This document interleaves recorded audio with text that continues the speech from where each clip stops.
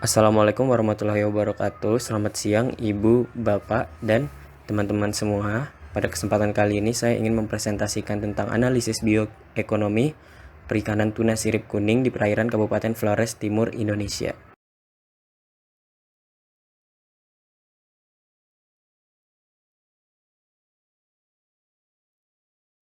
Pendahuluan, wilayah laut Indonesia terdiri dari laut teritorial dengan luas 0,8 juta kilometer, laut Nusantara 2,3 juta kilometer, sedangkan zona ekonomi eksklusif atau ZEE seluas 2,7 juta kilometer.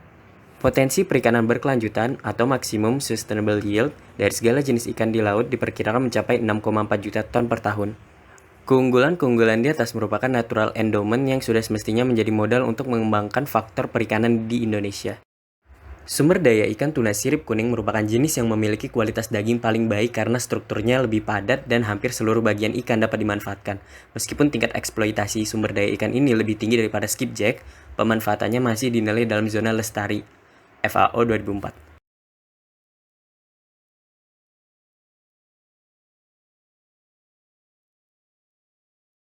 Tetapi, peningkatan permintaan akan komoditi tuna sirip kuning mengakibatkan tingginya kegiatan penangkapan jenis ikan tersebut.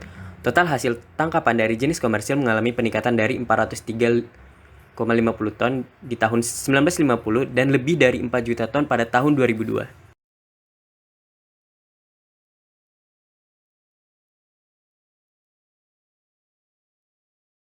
Rumusan masalah, ikan tuna sirip kuning merupakan salah satu ikan dengan nilai ekonomis tinggi, memiliki hasil tangkapan yang berfluktuasi dan dari tahun ke tahun dan dikhawatirkan terjadi tangkap lebih.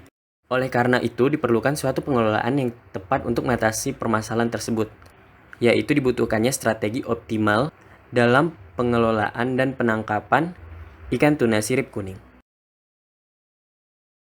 Penelitian ini bertujuan untuk menganalisis status dan tingkat pemanfaatan ikan tuna sirip kuning pada kondisi MSY, MEY, dan OA melalui pendekatan bioekonomi.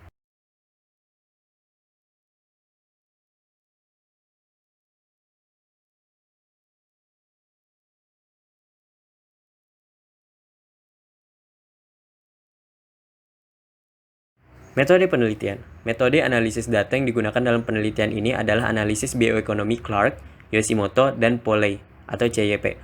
Analisis bioekonomi digunakan untuk mengetahui tingkat pemanfaatan sumber daya tuna madihang dilihat dari nilai effort dan harvest pada kondisi perikanan lestari atau MSY, Open Access atau OA, dan Sole Owner MAY yang akan diestimasi dalam penelitian ini. Hasil dan pembahasan. Kabupaten Kupang adalah salah satu kabupaten di Provinsi NTT yang mempunyai jumlah penduduk cukup besar. Kabupaten Kupang memiliki jumlah penduduk 344,8 ribu jiwa.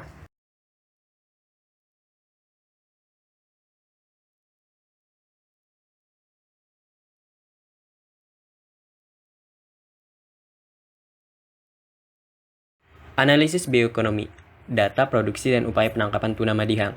Pemilihan jenis ikan tuna sirip kuning dilakukan berdasarkan pengkajian data time series produksi ikan tuna tersebut selama 11 tahun yang cenderung mengalami penurunan. Perkembangan effort unit penangkapan tuna sirip kuning pada tahun 2000 hingga 2010 dapat dilihat pada tabel berikut.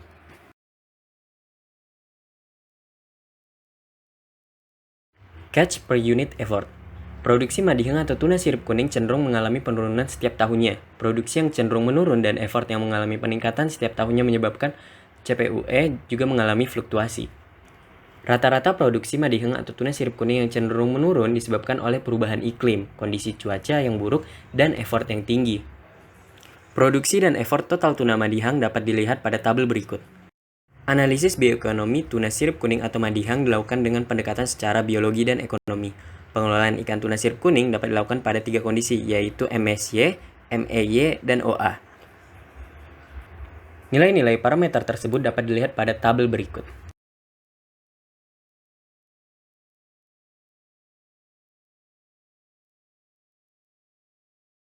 Rezim pengelolaan sumber daya tuna madihang. Analisis bioekonomi dilakukan untuk menentukan tingkat pemanfaatan sumber daya perikanan yang optimal dan berkelanjutan. Dapat dilihat perbandingan dari ketiga rezim pengelolaan perikanan untuk ikan tuna sirip kuning atau madihang pada saat perikanan dikelola MEY, maka diperoleh rente tertinggi walaupun dengan effort yang lebih sedikit dibandingkan dengan kondisi MSY dan OA. Untuk kondisi perikanan sumber daya madihang pada kondisi MSY, MEY, dan OA dapat dilihat pada tabel berikut.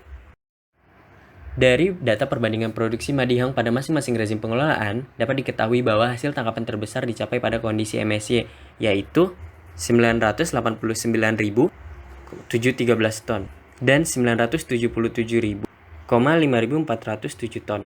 Kondisi MAY dan pada kondisi OA 381.466 ton. Dapat diketahui bahwa penangkapan tuna Madihang di perairan NTT telah mengalami biological overfishing karena jumlah penangkapan aktual telah melebihi jumlah yang dianjurkan. Dari data perbandingan effort penangkapan tuna Madihang pada masing-masing rezim pengelolaan, dapat diketahui bahwa rata-rata effort aktual penangkapan adalah sebesar 4.532 unit standar alat tangkap. Jumlah ini sudah melebihi kapasitas pada kondisi MAY, MSY, bahkan OA. Penangkapan tuna Madihang di perairan NTT dapat dinyatakan telah mengalami economic overfishing karena jumlah effort aktual telah melebihi jumlah yang dianjurkan. Nilai parameter renta ekonomi menunjukkan tingkat keuntungan secara ekonomi yang diperoleh dari pemanfaatan sumber daya tuna Madihang.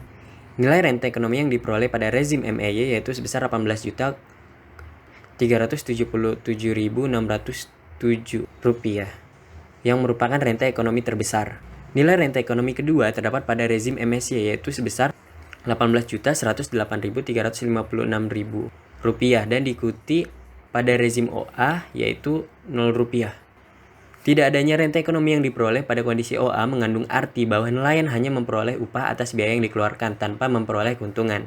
Hal ini akan mengakibatkan persaingan nelayan yang menjadi semakin ketat dan membuat nelayan mengeluarkan effort yang lebih tinggi begitu.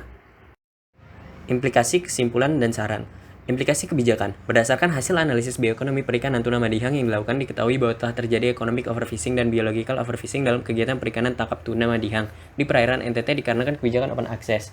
Kelebihan tangkap ini disebabkan oleh ekspansi effort besar-besaran setiap tahunnya yang berakibat pada menurunnya produksi dan ukuran ikan yang ditangkap. Berikut merupakan saran-saran yang dapat diberikan dari penelitian ini.